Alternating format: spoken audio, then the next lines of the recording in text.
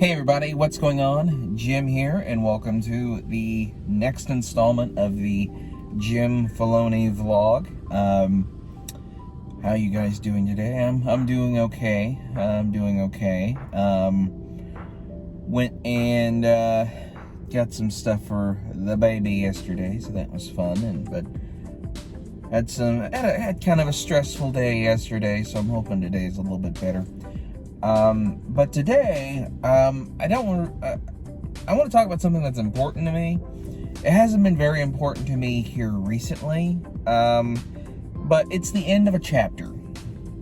And I feel like, as someone who has poured a lot of time into this particular experience, that I should probably kind of share, my thoughts and my hopes of what's to come. So it was recently announced, I actually think it was yesterday, it was announced that Bungie will no longer be making wide-scale updates to Destiny 2. Basically saying that it is ending active development. So they've got one more update coming out, I think they said.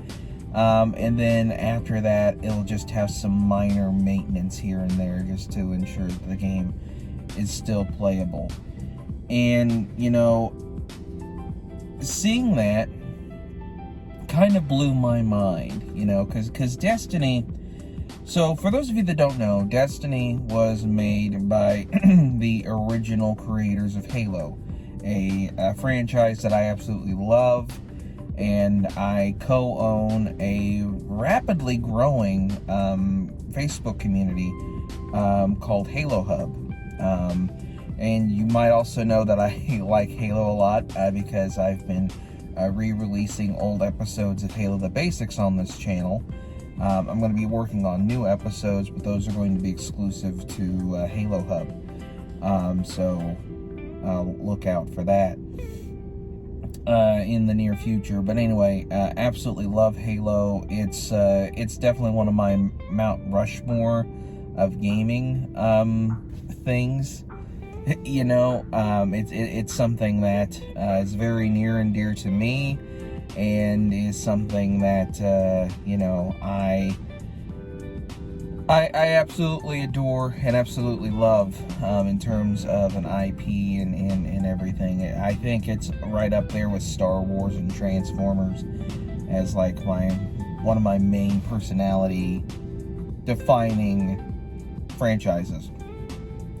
But anyway, after they left Microsoft, they partnered with Activision to make their next game, Destiny.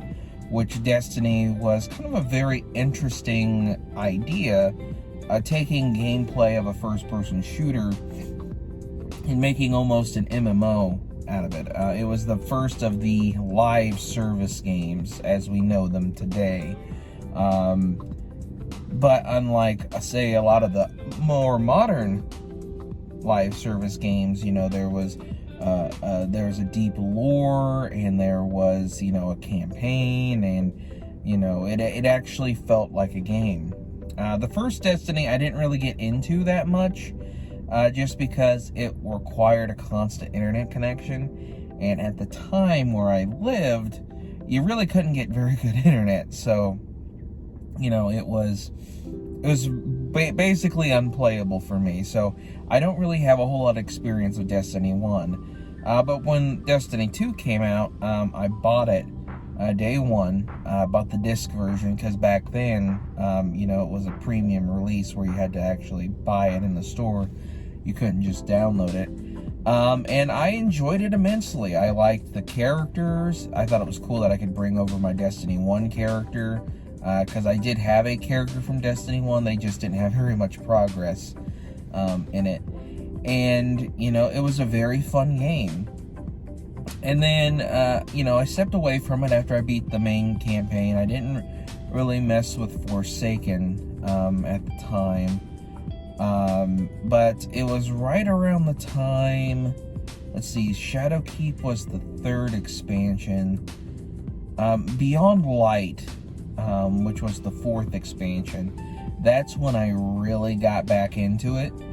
And I gotta tell you, especially like during the cough of 2020, that game kind of became a lifeline for me. I really got engrossed in it. I socialized on it. I met a lot of friends over Destiny. I played a lot with my in real life friends in Destiny. And then they added crossplay, so I could play on my main account on Xbox and then still play with my PlayStation friends without having to jump back and forth. And cross progression, so I could play as my character no matter what platform I was on. And I had a really lot of great memories. I have a lot of great memories playing Destiny 2 with my friends. And even just playing by myself, I had a lot of fun, exploring different areas, doing the different campaigns. It was great. It was great. I even had a clan for a little bit that I was a part of. It was just absolutely fun. It was absolutely fun. Now, Bungie did kind of fall a little bit. So we had Beyond Light and Witch Queen, and Witch Queen was an amazing expansion. That was probably the best expansion, in my opinion, that they've done, outside of the Red War main campaign, which unfortunately you can't play anymore. I really liked Red War, but the Witch Queen, man, especially as someone who was getting really deeply engrossed in the lore at that particular moment in time, I adored Witch Queen. And then it kind of fell off, with Lightfall. I did not care for Lightfall. I was super disappointed in Lightfall. And I didn't even play the last two expansions, just because I got so burnt from Lightfall, and I don't feel like the game was as fun anymore as it used to be, because they changed so much of it, and it felt a lot more grindy and tedious. But every now and then I do get the itch to jump back in and play it. So who knows, maybe talking about it today will make me want to, dive in and play the game when I get off of work. But yeah, it's just, seeing that news yesterday really struck a chord, with me, because it's like, wow, one of the defining games of the PS4, Xbox One generation is coming to a close. And I find that, I find that insane. I find that cool. Not cool. In a way, I do find it cool, because that means we're moving on to something else. And, I'm excited to see, what the future holds. And here's hoping, in the future, that we have a lot of cool things to look forward to. And I personally am, super excited to see what comes out of Bungie. Marathon wasn't that great, and I don't plan on touching Marathon, mainly because of the stolen art assets. And then it came out that sometimes Destiny's art team stole art assets from fans. And I'm fine with a company using fan art, but I would hope maybe some credit, maybe some compensation, because Bungie owns Destiny, but the artist owns that piece of art. So as long as an artist gets compensated for their time and effort, then I'm perfectly fine with that. Same goes with, I don't really want AI art, so here's hoping that, in the future, we can avoid that mess altogether. But anyway, I'm hoping Destiny 3 is on the way. That would really get me back into the franchise if we got a really nice Destiny 3. I'm hoping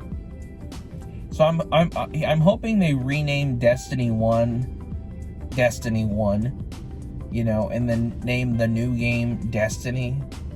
because, you know, I know it'll probably just be Destiny 3, but, you know, I always felt like, especially if it's going to be free to play from the get-go,